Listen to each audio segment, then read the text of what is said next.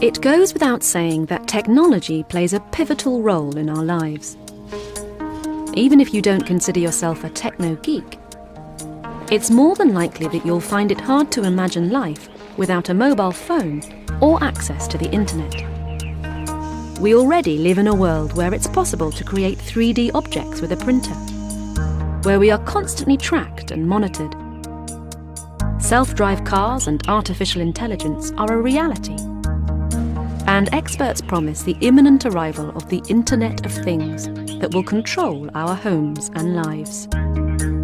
But hand in hand with this increasing reliance on technology and electricity, there is a corresponding risk that we will find ourselves completely unable to function as a society without it.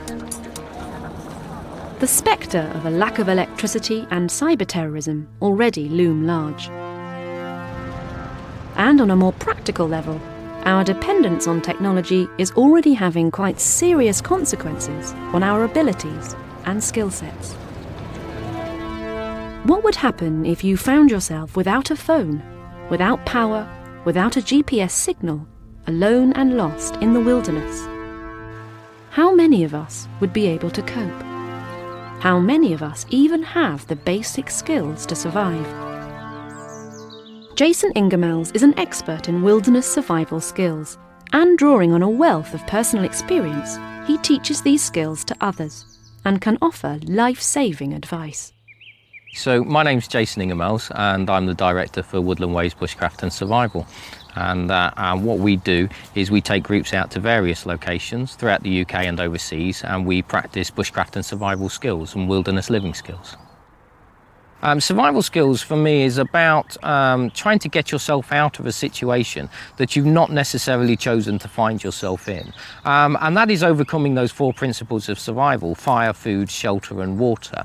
I teach on the rules of three. Okay, and those are 3 minutes without oxygen, 3 hours without shelter, 3 days without water, and 3 weeks without food. Now, I'm going to presume that everybody has the ability to be able to breathe, so my pure focus is on shelter immediately. We need to regulate how our body gains and loses body heat, so we need to maintain our core temperature, and clothing is an extension of that, but also the ability to get yourself into an area which is waterproof and windproof. Shelter is always the highest priority. Now, 3 weeks without food may sound like a very, very long time, and indeed it is. And again, not suggesting that you should leave it for 3 weeks and then go out and acquire food, but it's certainly a lower priority for you. If you're ingesting food, your body needs water to ingest it. So if water is of a concern, you've got limited supplies, you're better off not eating.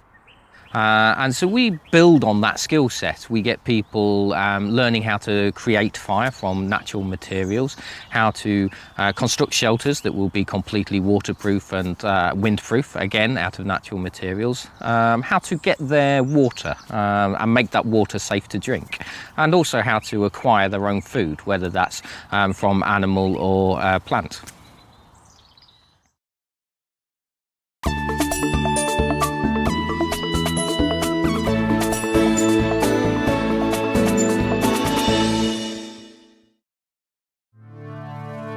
The Woodlands Way weekend is one of Jason's most popular courses. And just 2 days in the woods can prove life-changing. So I cater for a large range of different age groups, everything from 8 years old up to 80 years old. A family course is going to be very different from an adults-only weekend course. However, the vast majority of the customers are coming out of the city. They're young professionals, 30, 40-year-olds, who maybe want to decomplicate their lives just a little bit. We live in a society now where we have complete reliance on other people, and the skills that we teach are more about self-reliance. We can't come out here and flick a switch and have light and turn a dial and have heat. You've got to provide it for yourself, and I think that connection with being responsible for your own safety and your own welfare really connects with people that have been removed from it for so long. People don't use knives on a daily basis now as a tool. People don't prepare their own food. There's a reliance on other people to do things for us. And so therefore, what I'm doing is I'm almost rebuilding their knowledge base of how to look after themselves. So it can be quite shocking sometimes. And I think we can see that technology is having a major input into the lack of those skills now. We can press a button and we've got access to a wealth of questionable information sometimes, but certainly information. And I don't think technology is necessarily a bad thing, but we shouldn't use technology to turn our back on these old skills. At the end of the day, if we lose these skills and then technology fails, where does that leave us? And then we have fire. It's strange because I see people going on a journey as they come through with us. So for the first 24 hours or so, they're in an unusual environment. It's alien to them. And the thing that they miss the most is actually the technology. They miss being in contact with other human beings, their social networks. They're not able to, nip onto Facebook and do an update status. They can't communicate with their normal social network through technology. And so they go through a journey of almost having to release themselves from that. But as the time progresses and they realise that actually the world is around them here, it's not on a screen in front of them, you get a transformation. They relax more and they really tune into the environment. And then 24 hours later, they're completely different. They're noticing things that they would have never noticed before because they would have been looking like that. And then you start to get a connection with the real world that you're in rather than the cyber world, which is on a tablet. So getting back to basics, getting people out there, you can see, I see a transformation. They arrive on the Friday night, they leave on the Sunday, a different person completely.